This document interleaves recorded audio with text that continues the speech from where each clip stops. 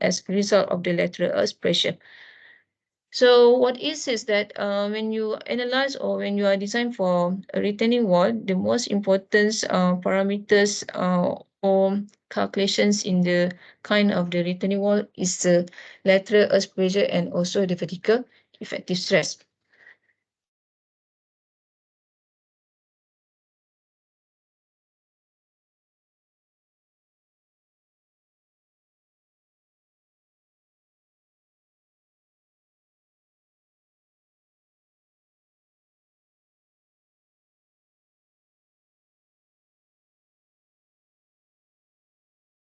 Okay, the lateral earth pressure is a pressure that acting behind or it also can be acting in front of wall.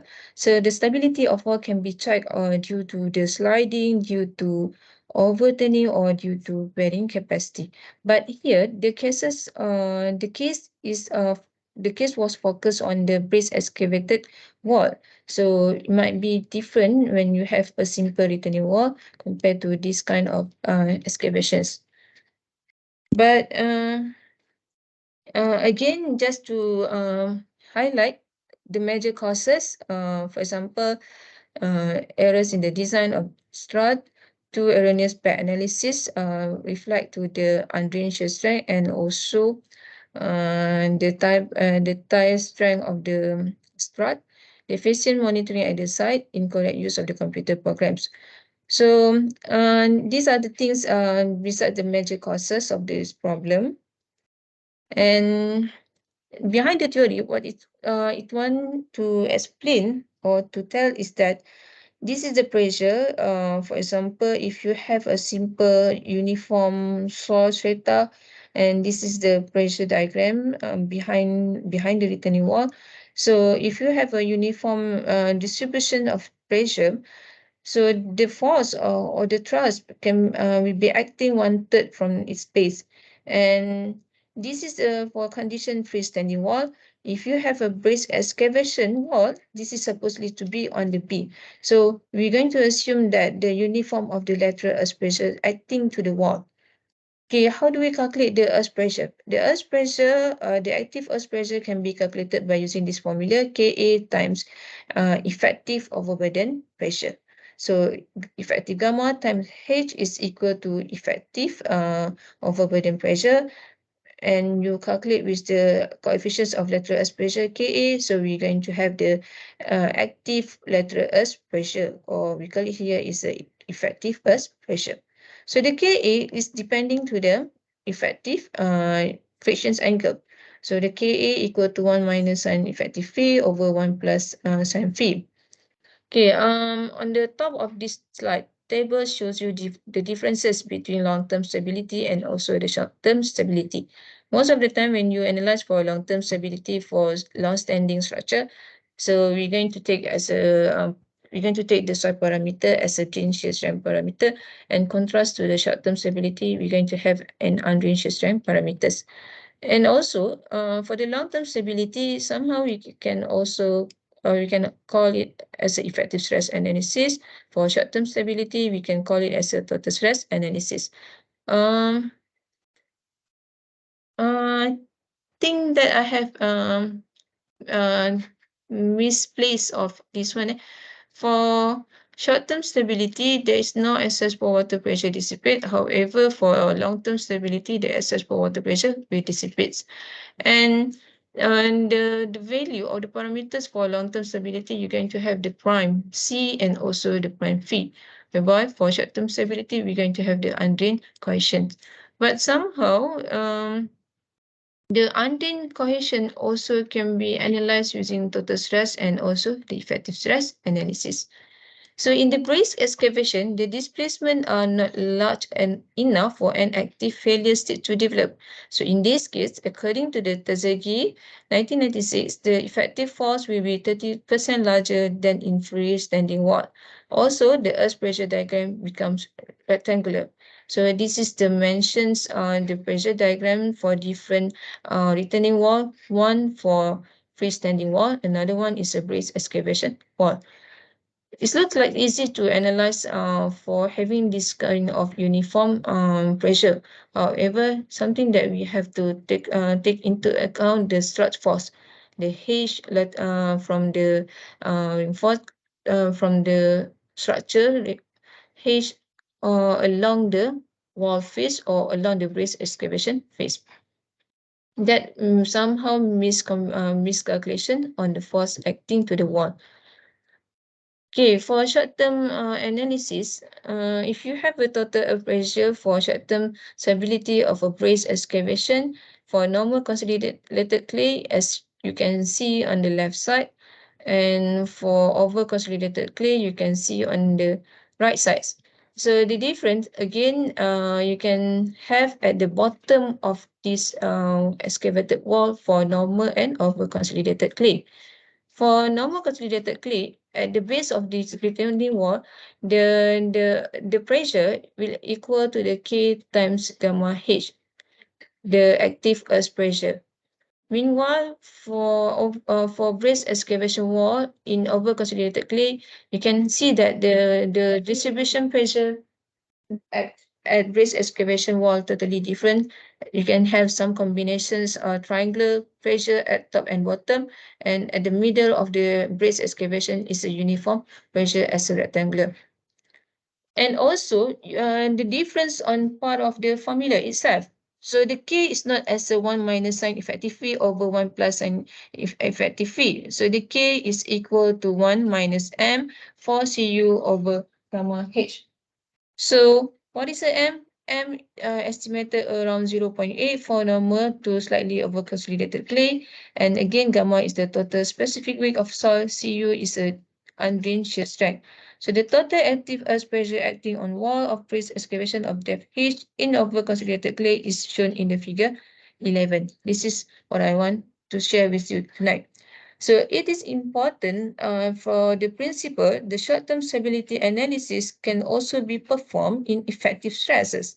So in this case, it is necessary to be able to correctly calculate the excess pore water pressure generated in soil due to undrained shedding.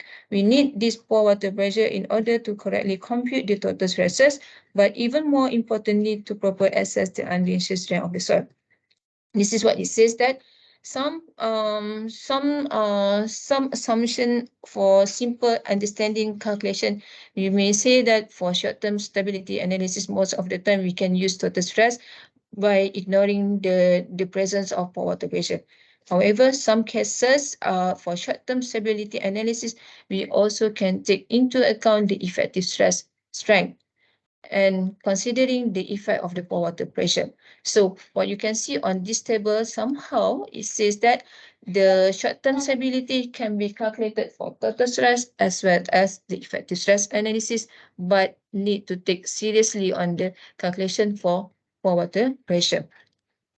Because in clay, it is not easy like we have on the granular soil, because the granular soil can have the free drainage. However, in clay, it can pour, it can retain water, and then the behavior for clay in normally and over concentrated will change dramatically due to the presence of excess water pressure. Okay, before we go details, how does this undrained strand will give different result on the base excavation stability for different kind of analysis in short term or long term stability. For example, here, the undrained shear strength can be obtained through the unconsolidated undrained dry acid test or from in situ vein shear test or CPT test. So normally, for normal consolidated clay, due to the development of the positive excess pore water pressure during undrained shearing, the effective stresses decrease. So therefore, this experimentally determined the undrained cohesion appears to be significantly smaller than the clay strength at the same initial effective stresses in drain or in the slow loading. So an empirical rule of thumb gives the following approximate relationship for the undrained shear strength of normal consolidated clay as here. If you are likely to determine what is the undrained cohesion with the present or with the relation to effective overburden pressure, we can use the equation 6.5. Let's say you are analyzing for retaining wall stability or for brace excavation wall. And then on part of it, if you see on the right side of this slide, you can have that this is the conditions for undrained effective reservoir for over consolidated clay. So this is exactly happen for this kind of clay for different or using the appreciate constitutive soil model.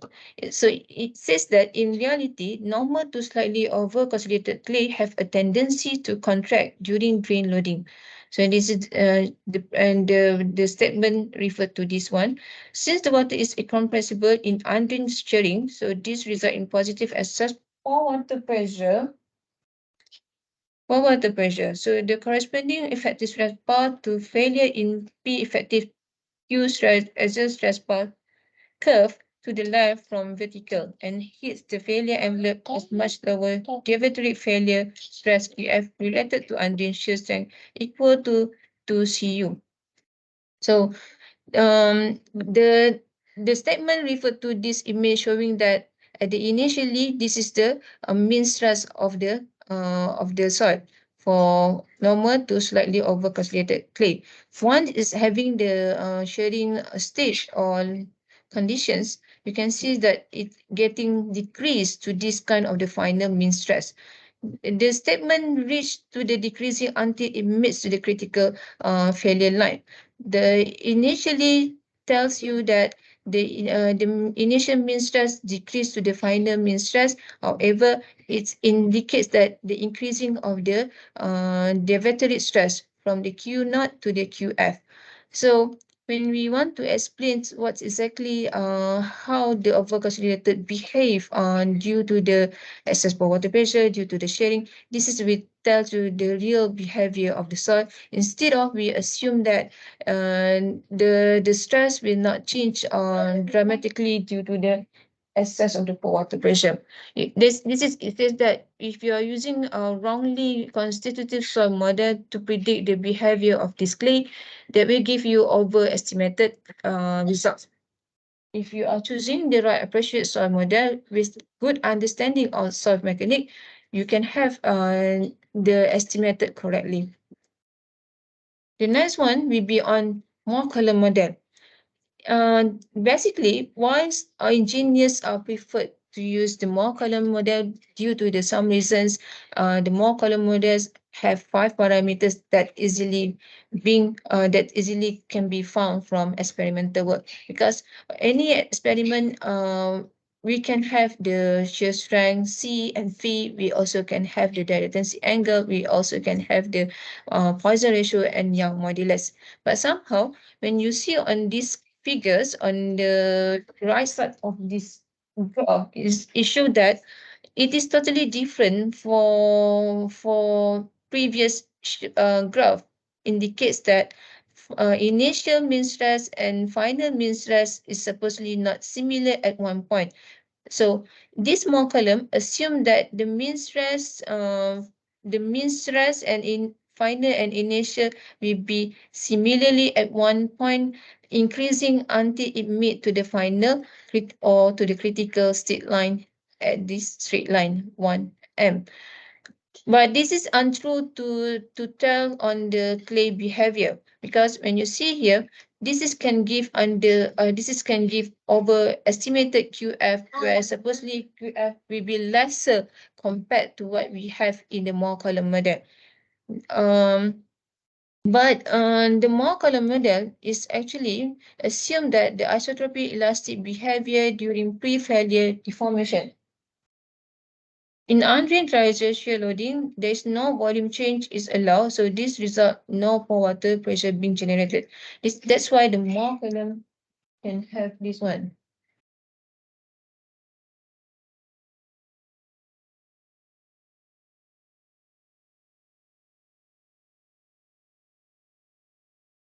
The mean effective stress P prime stays constant and equal to initial mean effective stress P naught, and the corresponding effective stress path to failure in the PQ stress space is vertical as given in this graph. So the deviatory stress at failure QF can be then calculated as in equation 6.6. By considering that this equation 6.6 is actually a linear equation where the derivative stress at the final is equal to m times dengan effective mean stress P prime F. So equal to M times P effective naught, where M is a 6 sine effective phi over 3 minus sine effective phi, and the P naught is what you can have in the equation 6.8. Since remember, we are trying to estimate the stability of base excavation wall, we need to find what is the K naught. Again, the K naught is considered at the rest as pressure coefficient by taking from the JK formula. The K naught is equal to 1 minus sine effective phi. So when we substitute the equation 6.7, 6.9 into 6.6, and noting that finally the undrained coefficient is equal to the QF over 2, which is the final derivative stress over 2. Meaning that if you are taking more column to be your constitutive soil model to predict the clay behavior, so you can have the higher value of the QF, because it assumes that the P effective will remain constant until it reaches to the critical state line at the slope M. This is untrue to tell the behavior of the consolidated clay, normally or over consolidated clay. So what is the CU? CU again is equal to K times effective V naught. So the K is equal to KMC sine equal to sine effective 3 minus 2 sine effective phi over 3 minus sine effective M. So finally, what we can have in order to get what is the K to substitute into the equation 6.11, we can have from the 612. For the typical range of effective phi 20 to 24 degrees, so we can take the K equal to 0.3 to 0.35, which is 40 to 50% higher than the value in relationship 6.5. This is a very what it says overestimated lah, because when you are using the more color, it will give you 40 to 50 larger than supposedly to be for the soil itself. So when you are overestimated, you may say that the structure safe.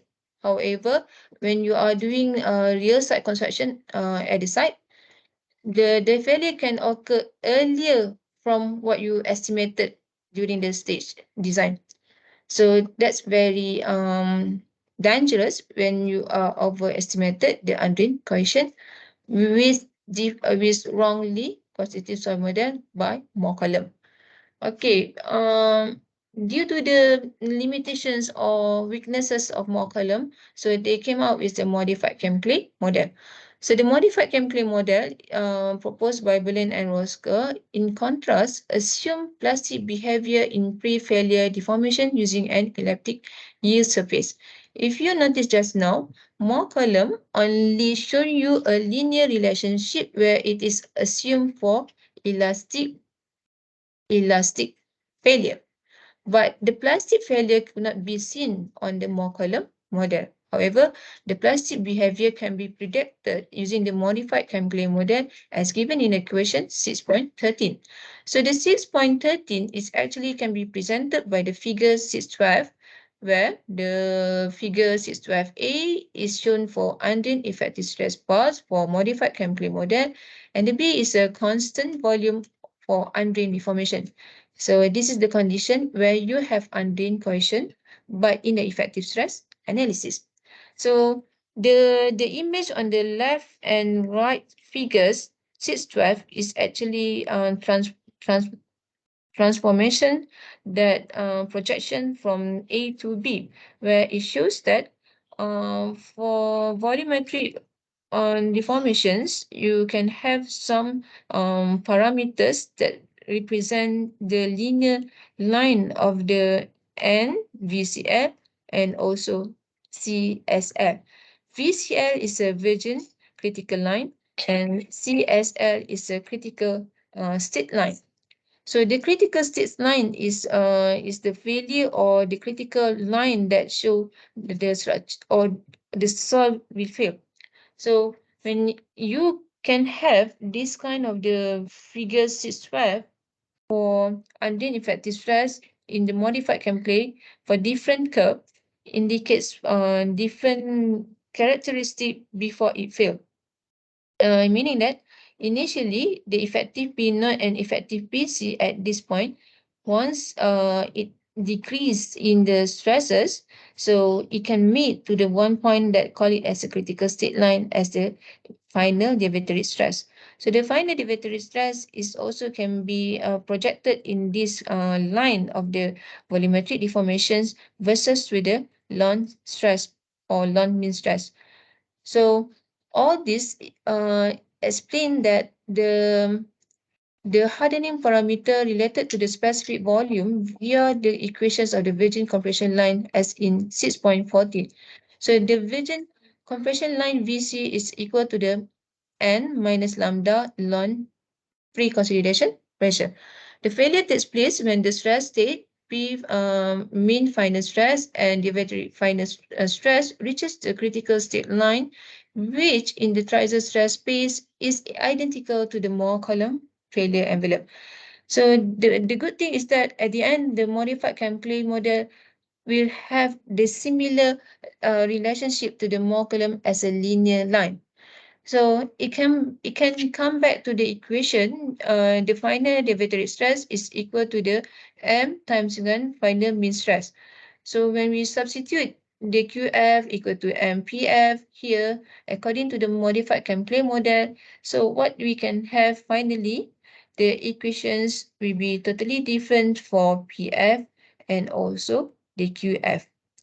So the derivations, the explanations is long stated in here, but I want to explain or I want to highlight what are the difference on the modified Kempley model with the Moore column model. You can see that the Moore column model, we don't have much on the derivations on the critical state line and virgin compression line, and also what are the extended to substitute into the equations of 6.15. Okay, as you noted from here in this slide, the K is not anymore as what we have the simplest from the Moore column. So automatically the K will be changed accordingly to the equation that we have from the modified template as shown in the 6.26. So the KMC is actually calculated from equation 612. However, for typical range of value, it is recommended that by having some parameters from the modified template, K, lambda, so we can have that the K in the range 0.215 to 0.251, and that very close to the relationship 6.5. So the relationship 6.5 is actually, if you go, if we can reverse to the previous slides, it is like this. K CU sama dengan K effective V naught K equal to 0.21 minus to 0.25 in the range.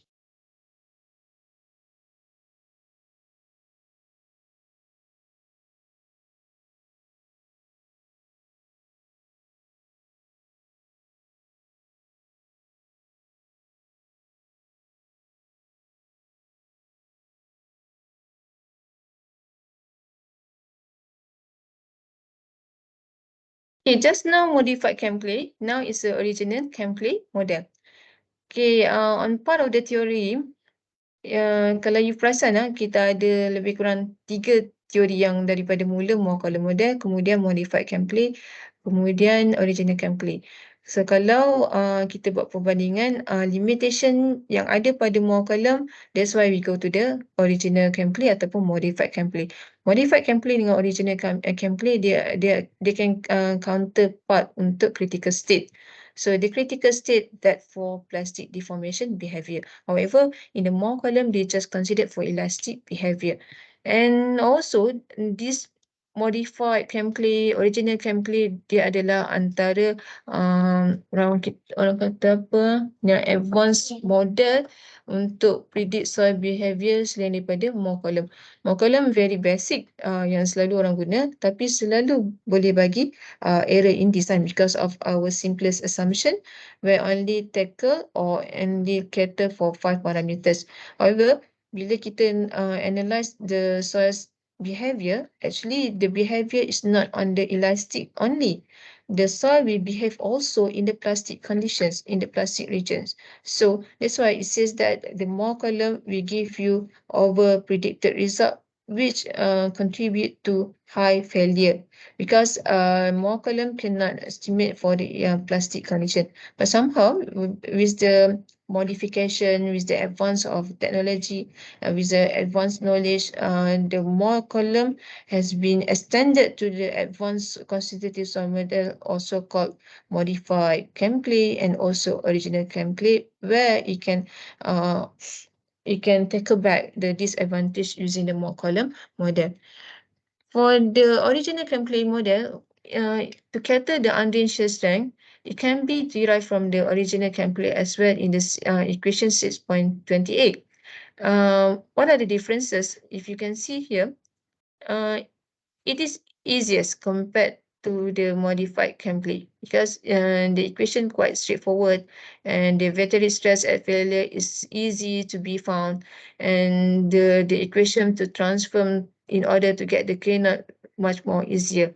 And again, it is very close to the previous equations range value for K in equation 6.5. So the equation 6.5 is actually come from the KMC equal to equation 612, where KMC is a sine effective phi times 3 minus 2 sine phi over 3 minus sine phi. Our purpose is to estimate what is the undrained coefficient. The undrained coefficient can have from the relationship K times effective V naught. And the K is coming from what are the equations you are referred in order to establish the equation 611. And the K is important to give you the final one. Either the K will give you equation 612 or differently. And back to equation 612 here, it is also reflected from the beginning the theory of original chem clay or theory behind the modified chem clay.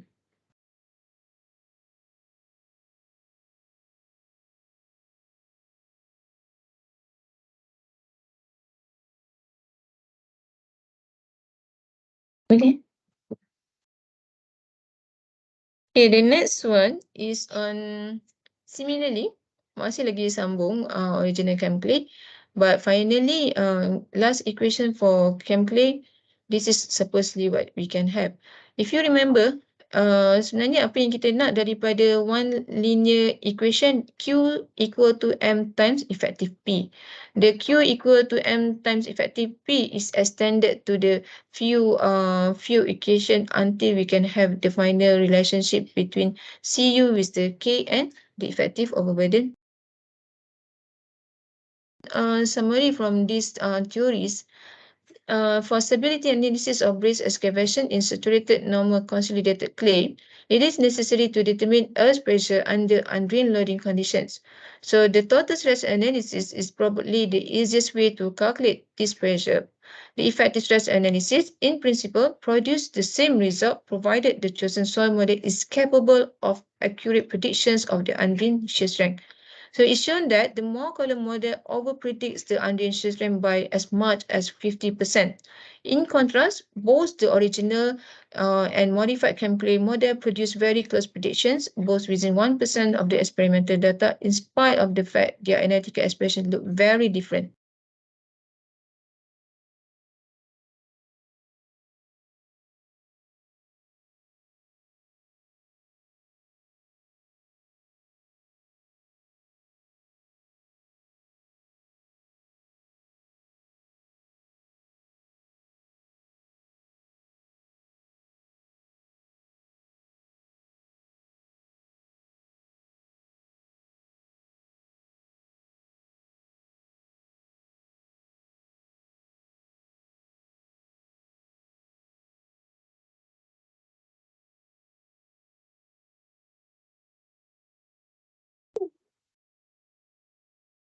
So the next analysis is trying to show you that um, for simplified calculation of the short-term stability Nicoll highway excavation with the purpose of demonstrating how the overestimation of CU could lead to its collapse. So I think that this is some explanations. For example, if you analyze.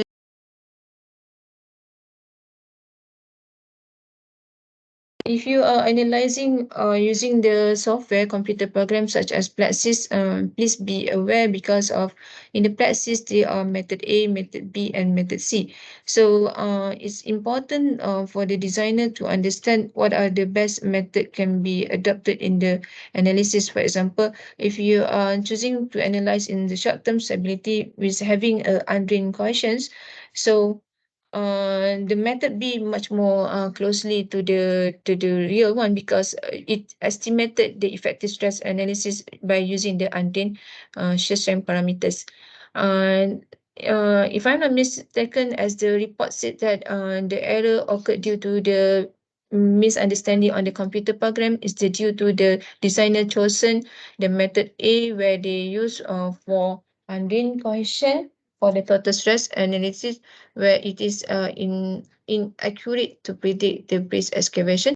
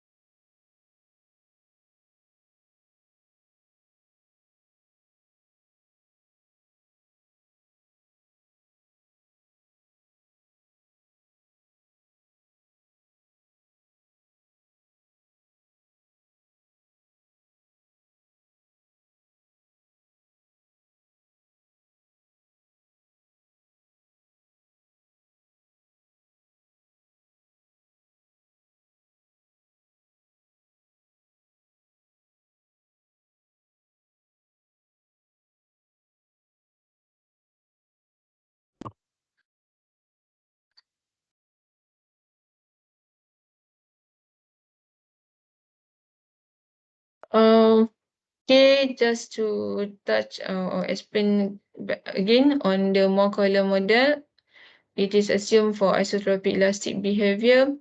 And in undrained shear loading, no volume change is allowed, so this result in no pore water pressure generated. So the mean effective stress P stay constant and the corresponding effective stress pass to failure in P, Q thrice the stress base is shown in this figure. So this is what it says that it is overestimated around 50% from the original one. So when it says that the design is safe, however, on the site, the construction is failed. The construction fail is due to the mispredictions. Okay, the reality, back to as I explained earlier. So actually, the QF is only 2 times from the undrained cohesion. For example, if you have undrained cohesion is 30, so the final or the evaporated stress is only 60. So when you have more than that, that supposedly you can predict the failure can occur. So the analysis.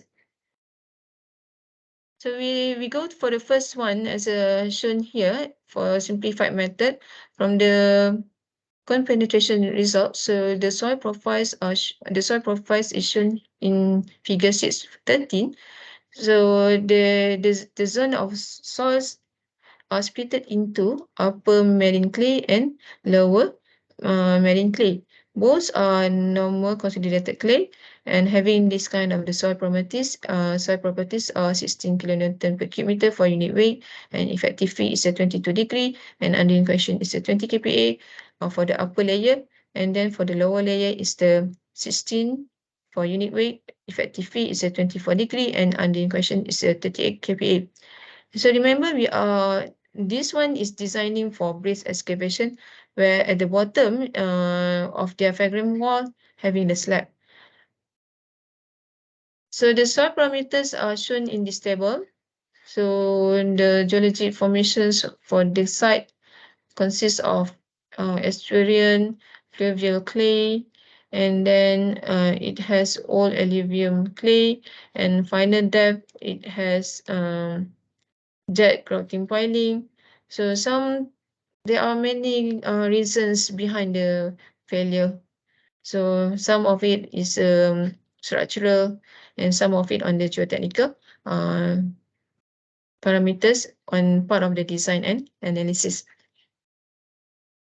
So you can see that the elastic modulus for each of soil shown differently according to the depth itself, and also the permeability.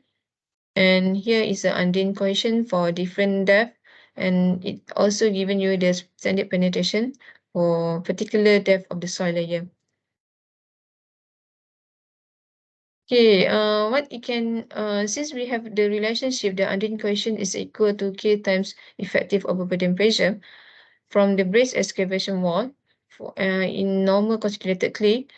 It is assumed that the groundwater level conservatively to be at the soil surface, and the soil parameters as explained just now, where the undrained coefficient 20 kPa and 38 kPa respectively for upper and lower marine clay, and the conservative value were taken to estimate the field and laboratory data, and also that the original design estimate the CU is equal to 0.21 effective overburden pressure for normal consolidated soft marine clay, which was based on the assumptions of the hydrostatic pore water pressure.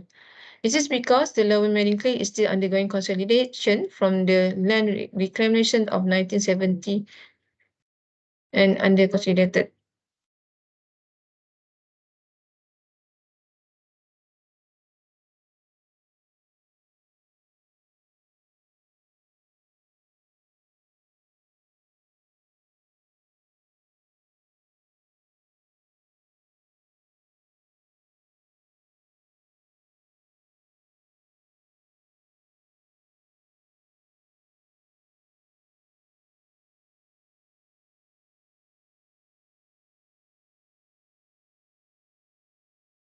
Okay, not to forget, the excavation is supported by 10 strut levels spaced between 3.2 meter vertically interval.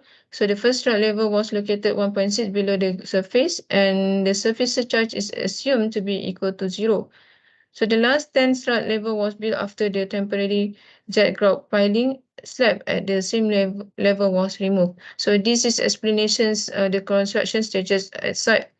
What were uh, what were site's activities taken during the time. And for the analysis using the long-term stability analysis, this is the earth pressure diagram behind the bridge excavation wall. So we have the upper marine clay and lower marine clay. And due to the assumptions that there is a hydrostatic water pressure, so you can see that there are two pressure diagrams, that one represent for the wall, bridge excavated wall, having the strut on the side of the wall, and also have another pressure from the water, what we call it as a hydrostatic water pressure. So the best estimate depth is Y at number 4 or the strut level. So this is the informations from the project design for the loads in the long-term stability analysis. So it states here that the effective earth pressure for the long-term stability are determined using the figure 614, which is a two-layer equivalent of the diagram. So the total earth pressure is calculated by adding the water pressure, which are assumed to be hydrostatic. The corresponding strut loads at the end of the excavation are calculated, which given the value is 14,752 kilonewton per meter. By integrating the earth pressure over the length of influence of each strut, which the total active load being equal to 6884 kilonewton per meter. So this is the value. So it just to compare the value of the active load strut for long-term stability, short-term stability, and also using the software finite element. So it is calculated that this is supposedly the strut forces obtained from the design, and this is the value obtained from the long-term stability analysis. The factor of safety, as you can see, still accepted because it is more than 2. And but you can see in terms of the depth, from the zero depth, from the ground surface to the bottom of the base excavated wall, you can see the strut forces increase linearly by the depth, but the design showed differently, in contrast to what we have from the long-term stability and also from the design. From the design, you may use the estimated equations, but for the long-term stability analysis using the appreciate pressure diagram, as you can see in the 614, it gives you what's the value for the strut force. So the estimated value calculation more looking correctly compared with the design value. For the short-term stability, when you look at to the earth pressure diagram, this is what we have, where the conditions for the pressure, of course, will be changed. Part of the pressure behind the brace excavated wall, and from the number 1 strut to the final strut number 10, and then the depth itself, 0.25, that represent for the first pressure diagram in triangle shape, and also the H from the upper layer to the final or to the bottom is a 0.75 H in the depth. So the estimated earth pressure diagram for the upper layer, Ka1 gamma 1H and also Ka2 gamma 2H are shown differently. So the total earth pressure for the short-term stability are determined using the figure 16, which is a 2-layer equivalent of the diagram. The corresponding strut loads at the end of the excavation are calculated, where it shows that the total active load bearing is 11,717 kN per meter. So the safety factor for the short-term stability is lesser than the long-term stability, significantly lower than for long-term stability case. So this safety factor alone does not explain the collapse. So the explanation requires more on part of the failure itself. And in comparison, the final one, when we have the short-term analysis calculation and the long-term analysis calculations, and also from the design. So from the short term, you can see that the strut load decreased by depth in contrast with the long-term analysis. And the design value shows the results in different with the short-term and long-term stability. So this assumption totally different for short-term analysis and long-term analysis is due to the earth pressure that acting behind the brace excavated wall. And you can see that the total active strut load for the final calculation in the short term lesser than long-term stability. So in part of the analysis, it also shows for progressively calculations or progressively forces for the strut by depth. We can see that once the strut increased by depth with the equal vertical interval, so you can see that the y the depth from the surface for the strut 1, strut 2 will be different, and the pressure increased by the depth and progressively occurred due to the strut increment and also to the depth. And this is also can be explained through the figure 619, the strut loads for the short-term stability analysis at different excavation stages. So you can see that at the beginning for strut number 1, strut number 3, 4, 5, 6, 7. So at the strut number 6, you can have the similarly which in which is what we call it, the overlapping between the design and also between the design. So we can say that the design show that at the strut number 6, after 20-meter depth, the strut load increase. However, when you go in deeper excavation activities for the strut 7, 8, 9, 10, increasing by depth, the strut load decrease. So it is contrast what have shown through the design calculation for the strut load. From here, we can say that the estimated design was wrong due to these assumptions or due to excavation progress activities on the strut loads.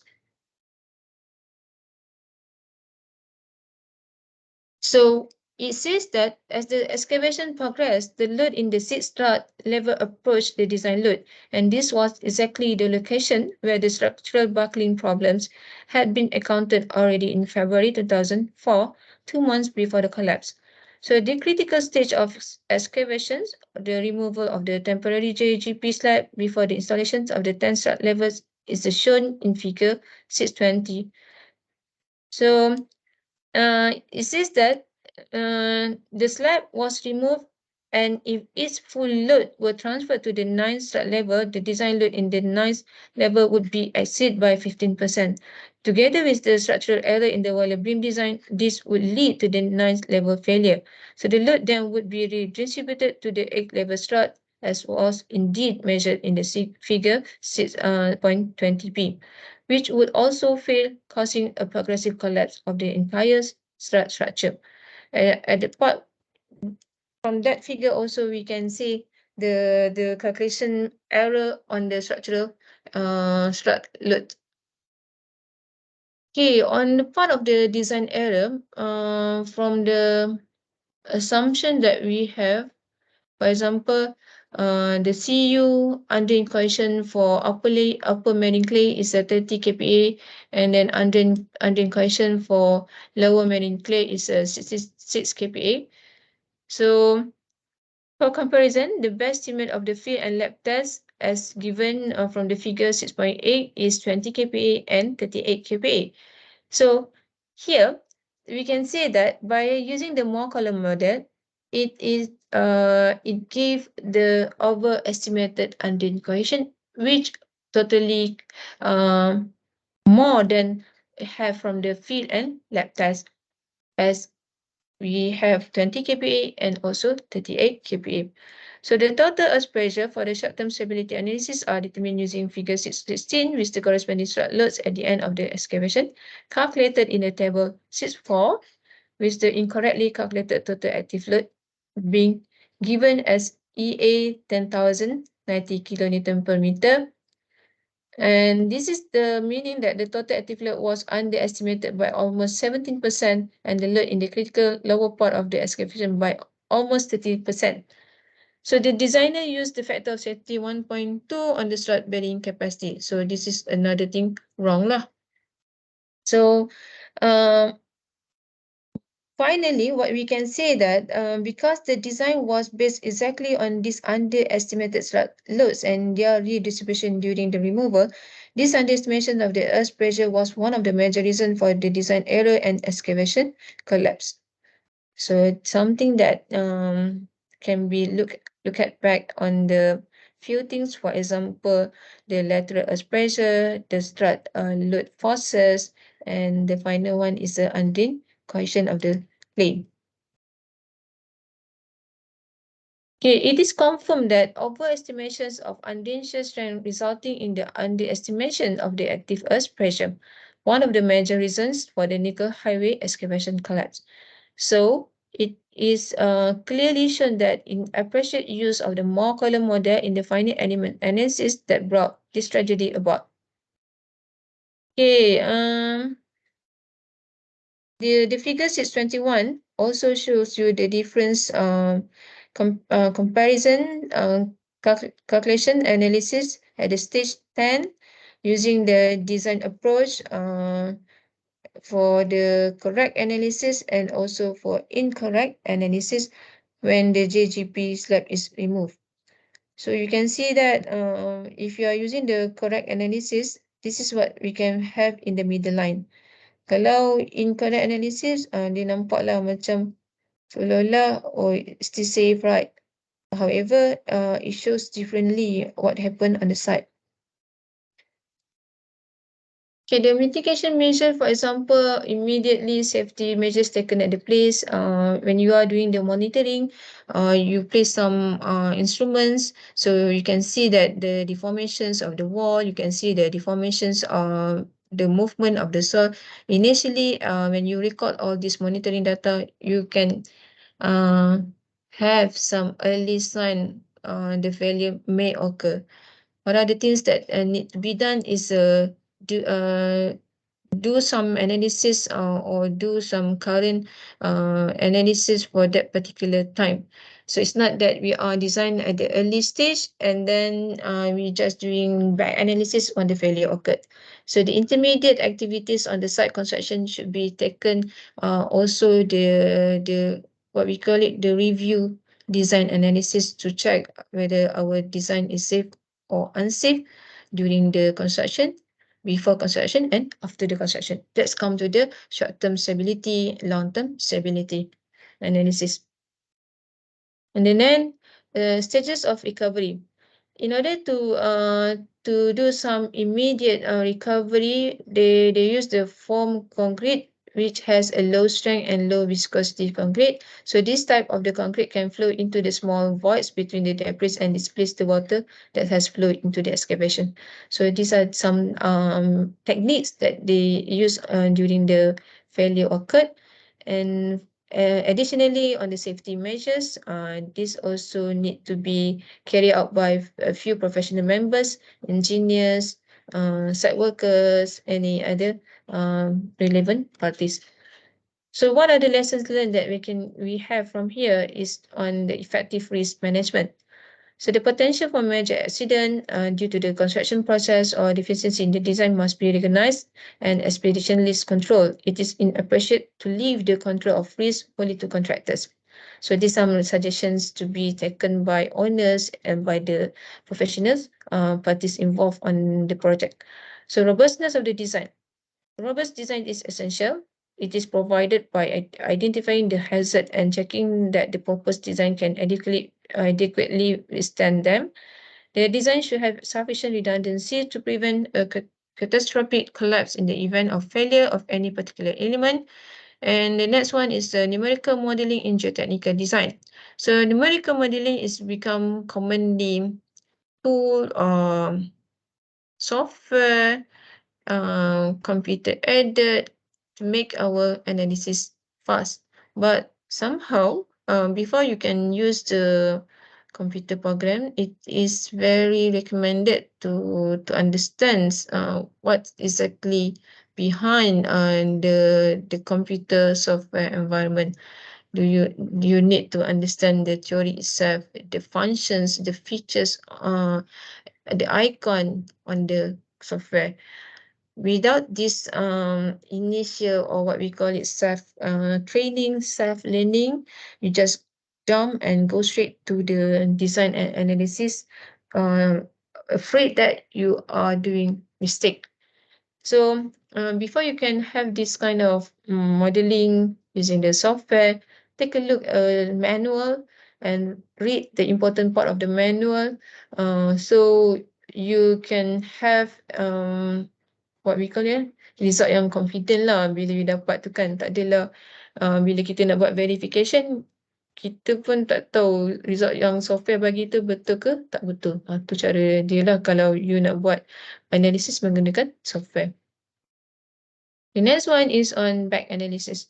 So the back analysis is very important lah. Sama ada you nak back analysis in order to get what are the parameters ke, ataupun you nak back analysis untuk dapatkan forces dekat structure, moment ke, ataupun you nak buat back analysis to get the parameter soil ke.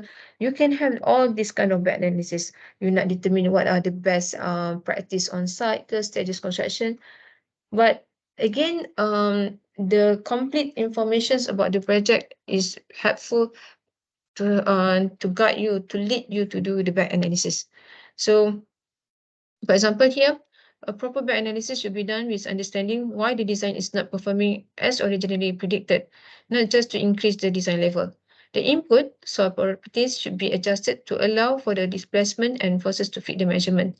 If these adjusted input parameters fall outside the meaningful range, the analysis model is probably wrong and should not be used for the further predictions. So the back analysis are very helpful when you are aware or you are understands all are the inputs. The beginning of you are doing modeling and simulations. We let's say you do not have a complete set of the data input. So how are you going to start off doing the modeling and simulations? So that come back to the any secondary data from any articles, journal, and you do some few trial on the simulations. If you can have the consistency results and the error from the simulations is less than 5%, for example, and you have done on the verification validations, so you can properly say that the simulation you are carrying out is true. But if you cannot show that your result is true, that's become something questionable. So it's good to have a software, but again, as I said, need to strong understanding on the theoretical itself. So the summary of from this case study on the Nicoll Highway, firstly, since the engineers from the site or from the project use computer software, for example, uh, it is recommended to choose a pressure soil model to predict the soil behavior in undulating strength of soil for normal or over consolidated clay. For undulating strength, more column give overpredicted result on the soil strength, however, give underestimated active earth pressure from this case study. And the modified chem clay and original chem clay are more suitable and give close result, even though the calculation analysis was carried out by undulating strength with effective stress analysis. So in method A, in practice for undulating strength with total stress analysis, more column model give inaccurate predictions. Method B, in practice for undulating strength with effective stress analysis is okay. So if you have time, just try to find out what is the method in practice, what is the method B in practice, so you understand what I'm saying, what I'm mentioning here. Next, on part of the construction stages, it is good to understand what are the excavation or what are the construction activities will be carried out.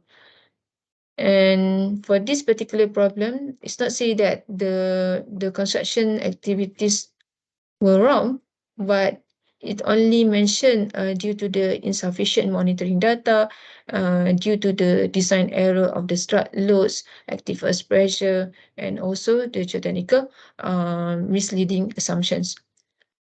But here it says that for this kind of problem, excavation process is very important for you to understand on part of the distribution of strut forces, the progressive failure, related or interaction between the structure and the soil.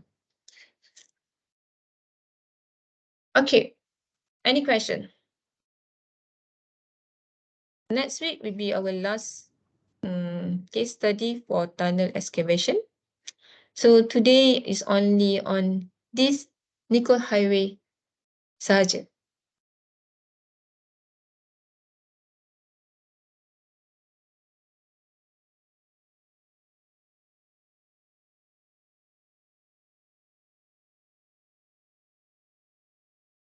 Okay, berkaitan dengan projek, you nak guna apa-apa tu pun boleh. You nak guna free software ke, you nak guna macam yang saya share ke. Tapi since Dr. Engkok Shen dah share kan satu website yang provide free software, you can install and you can download. Kalau you guna software, sebab yang ni group project kan, you kena assign lah siapa yang jenis fast learner lah. Biasa guna software, dia tengok apa features dalam software tu dia dah faham, minta dia buat part analysis dengan calculation. Kat lain-lain tu construct teori. construct geomechanics punya case description ke apa benda. Yang last tu prepare untuk discussion, conclusion and recommendation. Because kalau you nak guna yang Excel pun dia problem jugalah, walaupun dia senang faham sebab kita buat secara raw punya data input kan. Tapi limitation dia banyaklah, kita tak boleh dapat output yang cantik, kita terpaksa draw our model manually.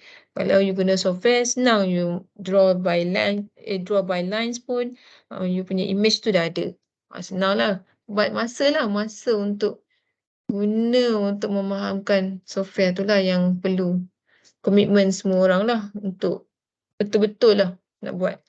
Selain daripada tu, pemilihan case study jugalah. Kena pandai pilih case study lah supaya you tak spend a lot of time lah untuk produce a report, do the analysis and etc. Okay, yang ni saya highlight Plexis tau, sebab case study ni dia guna Plexis. Kalau you nak guna software lain pun tak ada masalah. Ada contoh case study yang boleh kami refer, Doktor? Case study. Supaya macam doktor cakap tak buang masa. Dia sebab saya fikir you all kerja kan satu. Lepas tu yalah macam Pak Tam katalah bila tengok profile background tu yang betul-betul geotechnical engineer pun beberapa sahajalah kan. Kalau case study, you nak buat case study kat Malaysia, boleh je. You paling orang suka buat apa? Landslide, road embankment. You tengok dia punya slope fail pun, you buatlah dia punya back analysis kan, dapatkan nilai strength dia. Dalam contohlah kalau you pakai Plexis kan, Plexis pun dia dah adopt satu teknik kita panggil shear strength reduction technique already embedded in the Plexis. You just run saja value C yang you ada until you can get the FOS, the required FOS yang you nak. Itu cara lah, you run dengan Plexis dulu. Lepas tu how do you do the verification? You come up with the slope W. So bila you buat slope W, problem slope W pula, kita tak tahu dia punya center of slip circle tu kat mana. So we have try and error dia punya point location until you can get the best critical FOS. The critical FOS iaitu sama dengan 1. So you have to do few trials lah until you can get the close to what presented or what obtained from the Plexis. So when you have the same one, so you can see dah verification, validation dah mudah lah sebab kita dah dapat benda-benda yang sama kan. Lalu macam tu lah sebab dalam Plexis dia dah siap. Shear strength reduction technique dia dah ada. So buat slope stability pun dah okey. Selain daripada tu, sebab bila Plexis yang problem selain daripada input parameter tu adalah staged construction. Macam case yang ni kan, Nicoll Highway ni, dia punya kalau you dah biasa main Plexis kan, dia punya Plexis environment ni mula-mula kita akan ada modeling geometry model. Dah siap geometry model, kita dah masuk input model parameter soil, kita pergi next window dia. Next window dia kita akan masuk loading problem, boundary condition, lepas tu mesh. And then next window dia kita akan masuk stresses lah. Ada tak overburden stress, kemudian ada tak hydrostatic stress, and then ada tak apa benda ya initial stress yang ada dekat kawasan tanah kita tu. The next one is the analysis window. Analysis window ni yang kita panggil staged construction. Some cases staged construction tu simple. Some cases yang melibatkan macam excavation ni, dekat site kita tak terus construct untuk 20 meter, right? Kita akan construct depth by depth. Betul tak? So that's exactly, kita kena replicate the same thing what we carry out on site sama dengan Plexis. Kalau kata dekat site you ada 10 step, dekat Plexis environment pun you kena ada 10 step. 10 step untuk construction saja. Initial step tu untuk kira overburden pressure. So bila stages step ni, kalau kata kita tak declare betul dalam Plexis, dia akan adalah error, miscalculation, dia revert balik calculation you tak dapat, tu redo calculation. Tu belum cerita lagi sebab Plexis dia main finite element. Bila finite element dia banyak points of the element, nodes dia, numbers dia banyak. Itu bergantung juga pada mesh size you. Lagi kecil mesh size you, lagi consume time untuk analysis. So bila benda-benda macam tu, dia banyaklah benda-benda yang kita kena ambil kisah, ambil tahu lah kan. Macam free software yang geoengineer website tu, saya tak try lagi, saya tak tengok lagi apa yang available. And I'm pun tak familiar sangat, I familiar dengan Plexis. The Plexis environment easy for me. You can have 2 dimension or you can have 3 dimensions. Kalau you tak nak pergi yang susah, you buat 2 dimension pun dah okay. 2 dimension, for example, you ada deep foundations ke, you reanalyze untuk dapatkan pile forces, and then you nak dapatkan bearing capacity of pile, bearing capacity of the soil, bearing capacity soil, bearing capacity pile. So case study ni, real case study, saya tak ada, tapi kalau you tengok from the secondary data established case study, a lot of available on the database online. So you just take it that one, you just redo and rerun on your own. Can you have the same as presented in the paper? That's the another way round lah kalau kita nak buat verification.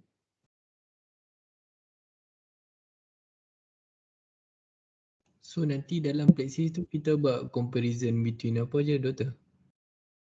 Ada buat Kalau comparison you, tu ya.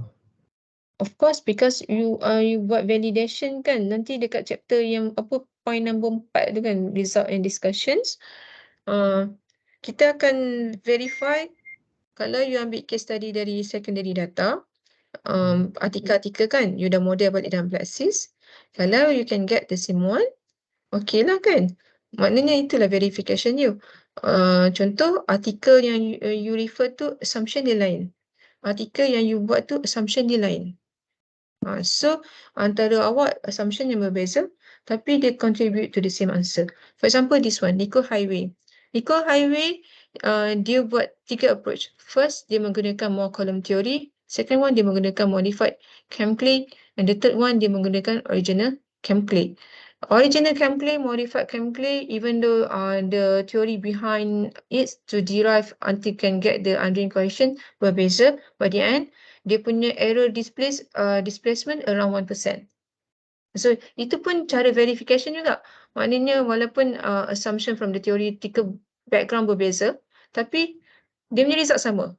So, can be accepted lah. Maknanya verification is true lah.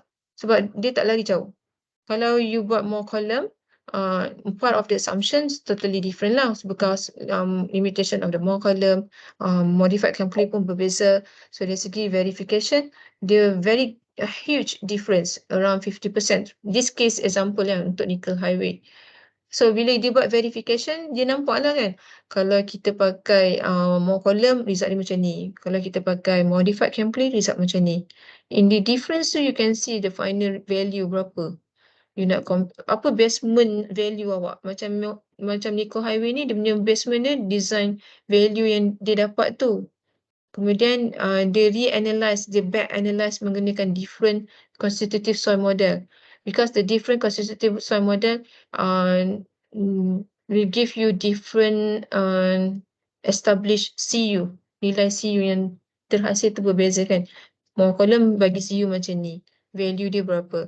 Modified Chemclay bagi CU macam ni. Nilai dia berapa. Nilai K tu berapa. So that's the thing yang bila you run back analysis tu you nampak lah.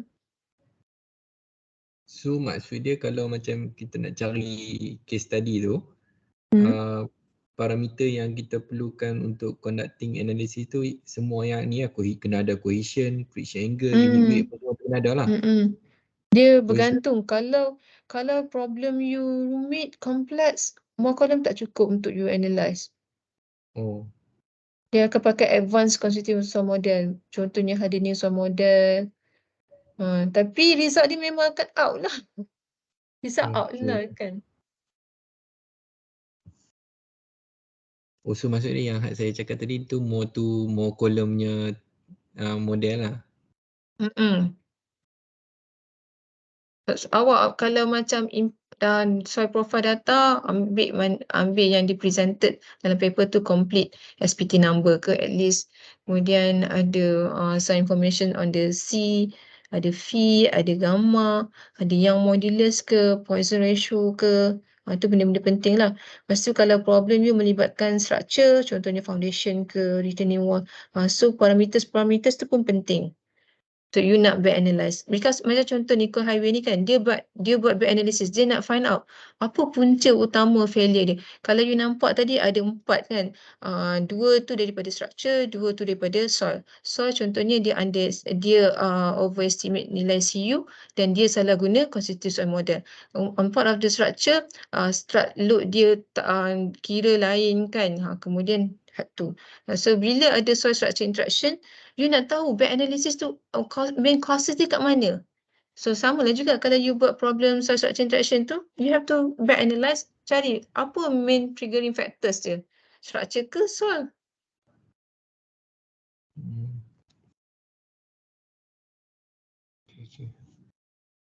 Okay, malam ni ampun tidur kok dapat ilham kan.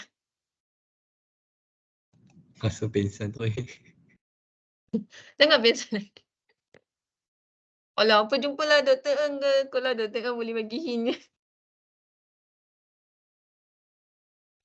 Jumpa doktor lah, boleh lah. Jumpa saya bagi hak cara macam tu lah. Kalau dengan student saya pun, saya kata kalau you nak buat back analysis, I'm going to advise you benda yang mudah. Mudah, lepas tu sebabkan kadang kita tak cukup masa kan, secondary data and then you reanalyze, you redo balik, you back analyze lah. For example, you get the final set parameter soil yang sepatutnya berapa nilai yang you guna berbanding yang dia guna tu berapa nilai. Maksudnya ada perbezaan kan. Your own set data dengan dia punya own set data, mana yang boleh bagi the best fit result, accurate lah for example lah. Kan best set data tu terpulang lah sama ada nilai gamma ke, nilai C ke, nilai phi ke, nilai E ke. Kalau melibatkan property soil macam mana, melibatkan property structure macam mana. Mungkin dalam paper tu dia pakai yang modulus 50 MPa. Lepas tu you pula kata 50 MPa tak cukup. You adjust lah. You buat 40 ke 60. Tengok ada tak significant effect. Kalau you rasa from the result E ni ubah macam mana pun tak ada, you cancel out lah. Oh, E bukan punca utama. Tu contoh lah yang dia kata reverse balik until you can get a set of data yang betul-betul represent your final one. Okay? Okay, next week we're going to meet for the final class on tunnel excavation. Thank you and Assalamualaikum. Okay, thank you, Doktor.